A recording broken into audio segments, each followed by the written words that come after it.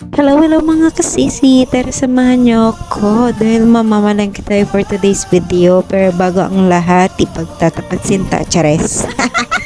So maghihilamos muna ang person kasi para makita niyo naman na naghihilamos ako, chares. So yun na nga, dahil tapos na ako maghilamos, for the go na ako kasi magkakape muna ako sandali, of course, tamang higop. Tapos nagpalit lang ako ng damit dahil pupunta na kami ng palengke ng Mother Nature, Mother Earth, ganon. So yan, ito ang outfit natin for the day, of course, let's go. So for the go na nga ang person at ang Mother Earth, Nature, diba? So yan, dahil naka-get up na nga tayo, nanap ko na lang si mama kasi magpupunta na kami. At ayun na nga, eto na nga kami, pababa na kami ng hagdanan dito sa condo. Wow, condo. So andito na nga kami sa palengke, be, daming people earths. Of course, be, palengke yan. So yes, be, ang pork ng bangus, boneless, tapos tilapia, then mga condiments at mga pampalasa, ganon. Tapos syempre hindi mawala ang mangga with bagoong, tapos nuggets, french fries, tapos ito saging. Then bumili rin kami ng konting gulay lang, guys, kasi mabilis magbulok ang mga gulay, ganon. Kaya since meron naman tindahan sa baba ng gulayan, doon na kami bibili, pero pa isa-isa lang, ganon.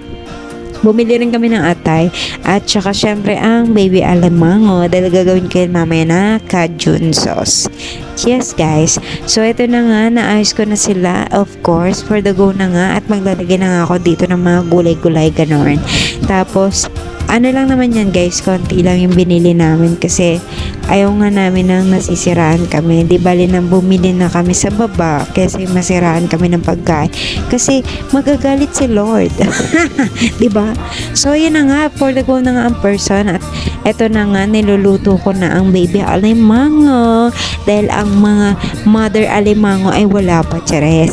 So yan, lalagyan ko to ng cajun sauce kasi sobrang nagkikrib ako doon.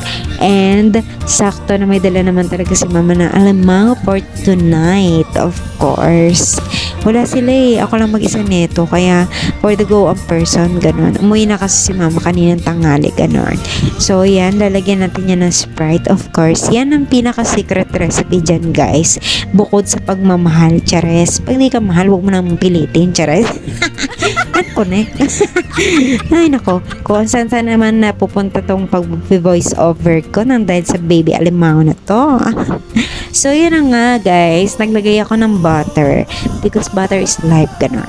Tapos syempre garlic, of course. Tapos eto baby alimango, madami siya, guys, and yung kapatid ko hindi siya kakain, kaya ako lang kumain ng lahat niyan, be. Pero sobrang masarap naman kasi. Hinati ko naman yan, be, kasi pag nasobrahan naman ako, allergy is the key. Is the key to success. Chares. Chares lang. So, yan na nga, guys. Nilagyan ko na siya ng tomato sauce. Pinatakap-takap pa. Nakita rin naman. Ano tayong ganap mo? Chares. So, yan na nga. For the go na ulit ang person. And nilagyan ko na rin yan ng iba pang pampalasa, pero naglagay ulit ako. Tapos ayan, lalagyan na natin siya ng Sprite, of course, refreshing, ganon.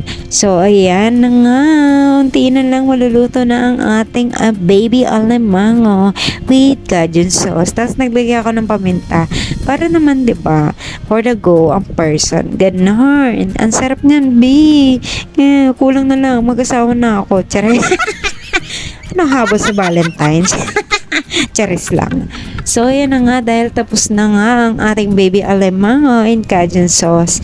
Oy, for the gutom ng person. And yun lang, maraming salamat sa mga viewers, of course, likers, commenters, and thank you for watching. Bye bye.